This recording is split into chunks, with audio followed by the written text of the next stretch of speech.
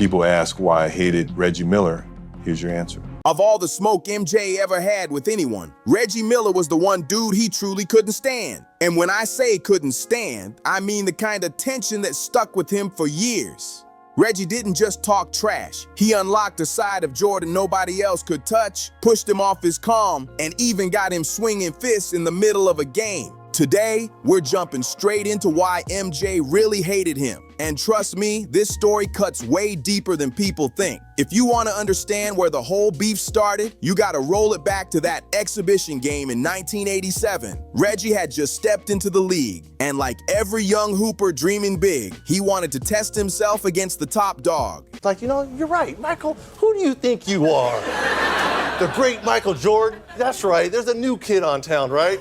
But instead of acting like a normal rookie, Reggie started running his mouth in the first half. Jordan wasn't even locked in. He only had 4 points. And Reggie thought he saw a weak moment, so he tried to poke the legend by saying this. Imagine talking slick to a guy in just his 3rd season who was already dropping 37 a night. That's wild confidence. And the crazy part, MJ barely reacted. He just smirked, nodded, and kept walking like nothing happened. 1 on 2, 1 on 3, couldn't get it.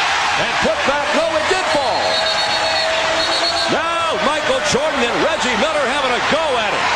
And I mean, we get fist rolling, here come the benches. But once the second half tipped off, it was like somebody hit a hidden switch. Jordan went from chilling to pure assassin mode, scoring bucket after bucket until everyone in the gym understood exactly who they were dealing with. By the time the game wrapped up, MJ had dropped over 40. And Reggie, he got humbled so hard that night he later admitted it was the first and the last time he ever tried throwing trash talk at MichaelJordan. That game wasn't just some funny preseason moment. It became the blueprint for everything that blew up later. From MJ's point of view, Reggie wasn't just another dude on the schedule anymore. He was the rookie who dared to disrespect him and made him flip a switch in front of the whole gym. And with Jordan, once you cross that line, he never forgets.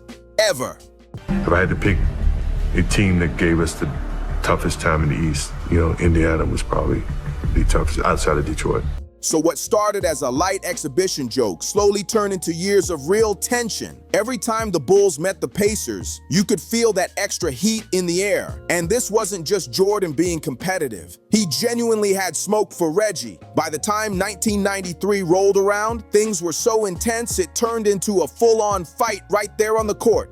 By 93, Reggie wasn't some skinny rookie anymore. He had become the face of the Pacers, dropping around 20 a night and building a rep as one of the league's most irritating sharpshooters. And not annoying like Patrick Beverley yelling at officials. I mean the type of player who sticks to you nonstop, talks all game, and somehow gets every whistle going his way. On the drive, in from the left, gets chased into the corner, comes right back, down! Through the foul! When Indiana faced Chicago that March, the whole arena felt the pressure rising. The Bulls were locked in chasing a three-peat, Jordan was sitting on the throne at the peak of his powers, and Reggie was desperate to prove the Pacers weren't just extras in the MichaelJordan story. The game got rough, elbows were flying, and then this happened.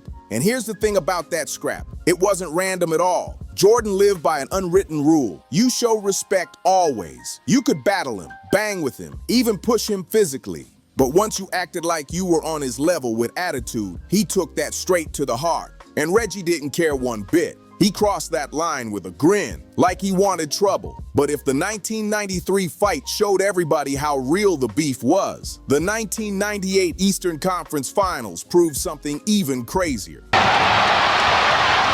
Jordan putting the move on Porter, stopped by Drexler. Reggie Miller had the nerve in the game to almost flip Jordan's legacy on its head. This was Jordan's so-called last dance. The Bulls were chasing a 6th title in 8 years. The dynasty was wobbling, and the Pacers finally had a squad that could stand toe-to-toe with Chicago. Reggie had Rick Smits, Mark Jackson, Chris Mullin, and a young Jalen Rose riding with him. This wasn't just Miller versus Jordan anymore. It was two heavyweight crews colliding, and Indiana wasn't scared for a second. The Pacers and Bulls pushed the series all the way to 7 games, and the whole thing felt like a street fight disguised as basketball. Chicago had the rings, the history, the aura. Indiana came in loose, hungry, and with Reggie thriving in absolute chaos. And Game 4, that's where the madness exploded.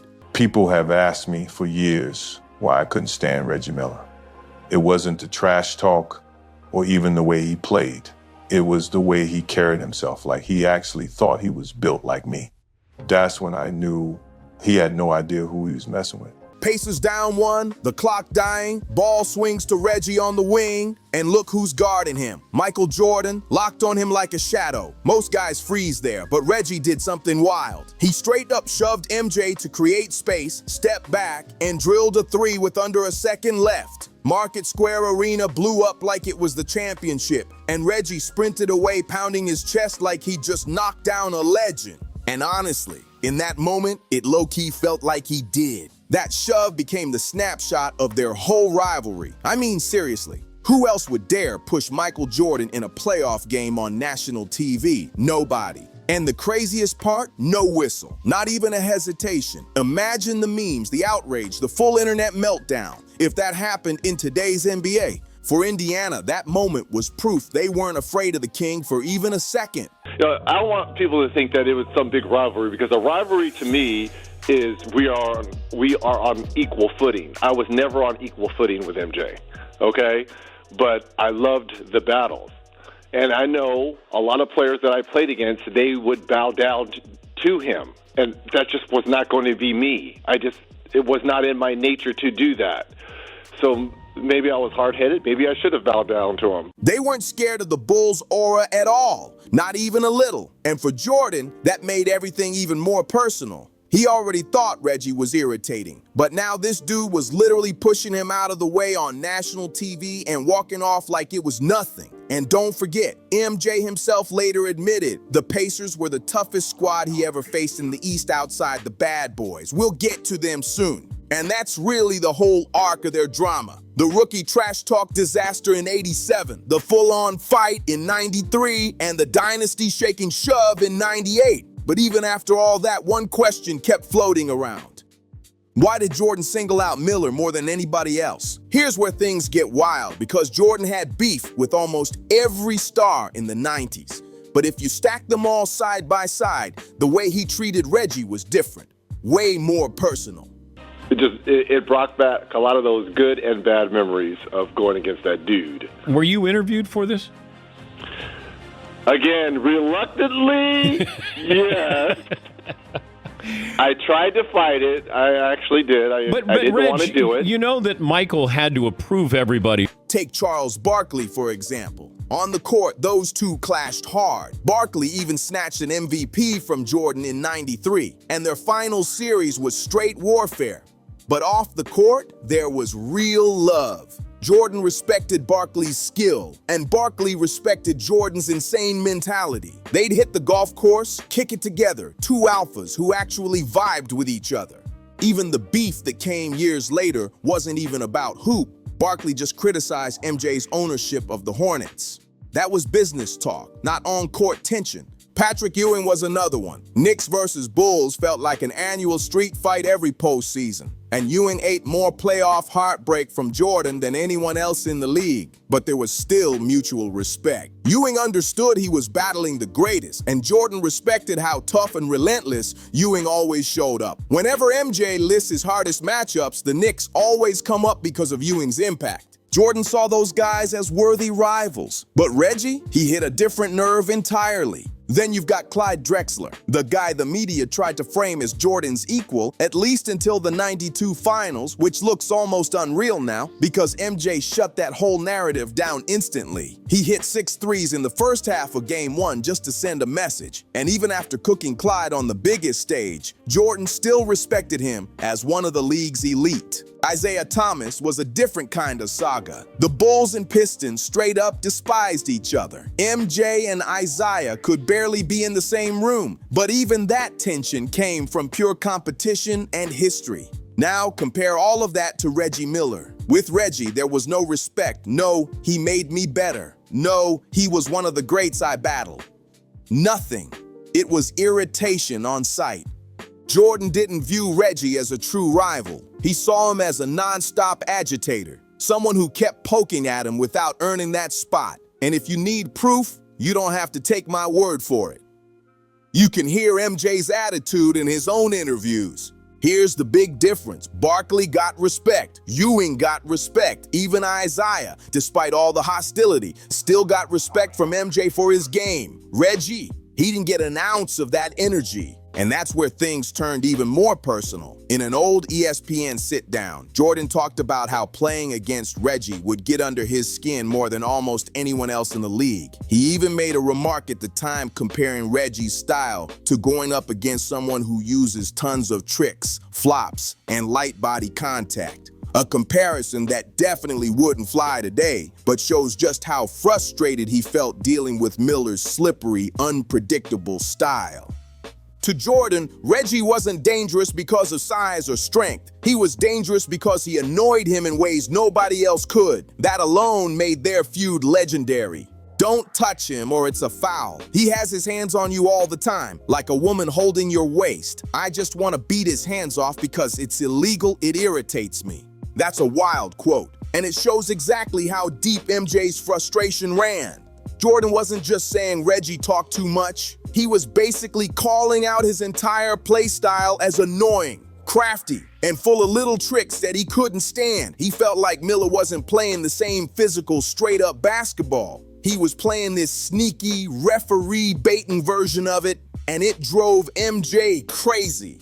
And that line about chicken fighting with a woman, that tells you everything about how Jordan viewed him. Not as some respected rival, but as someone he felt didn't even belong in the same competitive lane as him. It's vintage MJ energy. He wasn't mad that Reggie scored or talked. He was mad at the audacity. Jordan wanted to control your mind so hard that you never even thought about challenging him again. That was his whole style, full psychological dominance. And that's exactly why Reggie got under his skin. Because Reggie refused to play by those rules. Most guys, when MJ started cooking them, kept their heads down and just tried to survive. They knew they were facing the top dog. But Reggie, man, he'd hit a three, jog back past MJ and whisper something slick right in his ear. He'd jab him with an elbow, sell contact the second Jordan touched him, then throw his hands up like, "Ref, you see that?"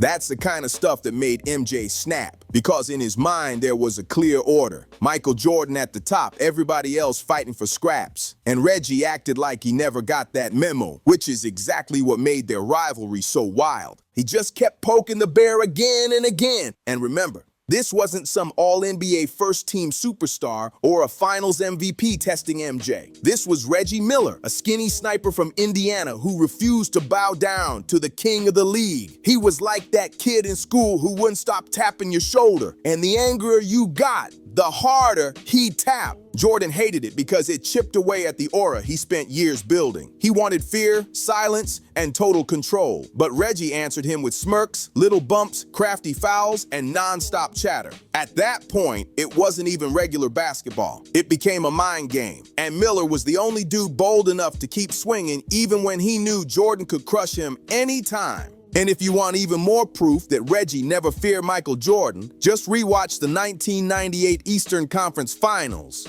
That shove became one of the most iconic clips of Reggie's entire career, and it summed up the whole vibe between them. Jordan, the untouchable legend, and Reggie, the wild one who actually dared to push him out of the way. And that 98 series wasn't just one big shot, it was survival mode. If Indiana had pulled it off, Jordan's entire legacy could have shifted. There would be no perfect 6-0 finals record, and the Jordan dynasty wouldn't look the same today. By 98, the Pistons were gone, the Knicks were worn down, and the rest of the East had already folded.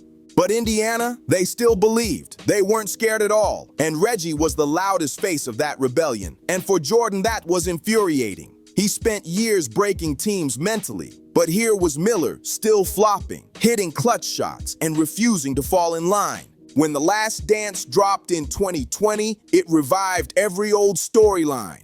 But the rivalry that still felt the most personal was Jordan versus Reggie Miller.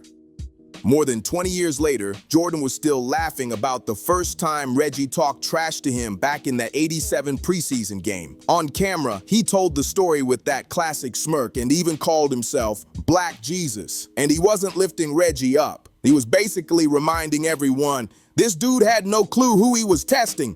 Reggie's been real about it too. In a 2020 interview on The Dan Patrick Show, he admitted he was hesitant to even film his part for The Last Dance.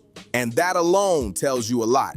You already know Michael had to approve everyone who appeared in that documentary. And look at how different his relationships were.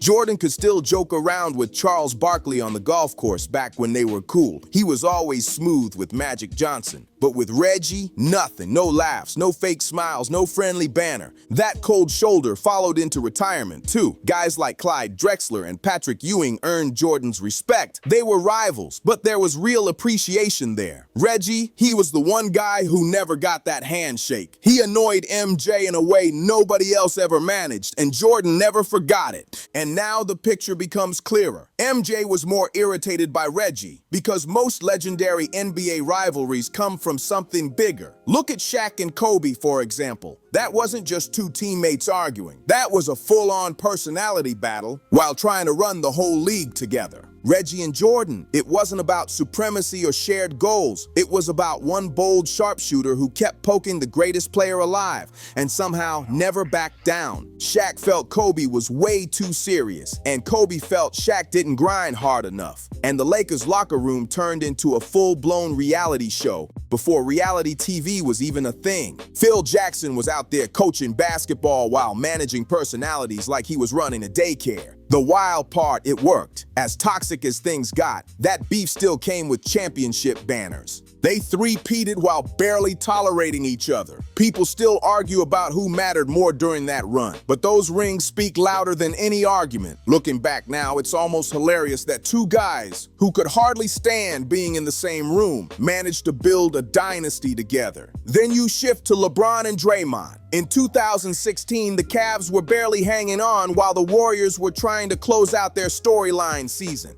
Everything flipped the moment LeBron stepped over Draymond. Draymond reacted, the groin incident happened, and boom, he got suspended. That suspension cracked the door open just enough. Cleveland came storming back from down 3-1, and LeBron dropped that iconic, emotional Cleveland, this is for you moment on the podium. Woo! But even with all that heat, there was still respect between them. Draymond has called LeBron one of the smartest players he's ever battled, and LeBron doesn't waste his time beefing with dudes he doesn't rate. That rivalry burned hot, but it came from pure competition, not personal hate. Now compare that to KD and Westbrook. Totally different energy. That wasn't about schemes or adjustments, it was about betrayal. Those two were supposed to take over the league side by side. The future of OKC, their version of Jordan and Pippen. Westbrook thought he had his partner locked in for years to come.